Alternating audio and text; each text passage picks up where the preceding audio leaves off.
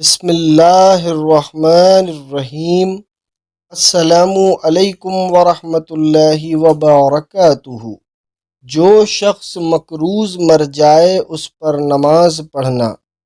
سیدنا ابو ہریرہ رضی اللہ عنہ سے روایت ہے کہ نبی کریم صلی اللہ علیہ وآلہ وسلم نے فرمایا، جو مومن ہے میں اس کا دنیا اور آخرت میں سب سے زیادہ دوست ہوں۔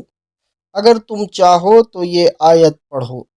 پیغمبر صلی اللہ علیہ وآلہ وسلم مومنوں پر خود ان سے بھی زیادہ حق رکھنے والے ہیں، لہٰذا جو مومن مر جائے اور کچھ مال چھوڑے تو اس مال کے وارث تو اس کے اضحیٰ ہیں جو کوئی ہوں، اور جو شخص کچھ قرض بچے یا کوئی ضائع ہو جانے والی چیز چھوڑے تو وہ میرے پاس آئے، کیونکہ میں اس کا بندوبست کروں گا۔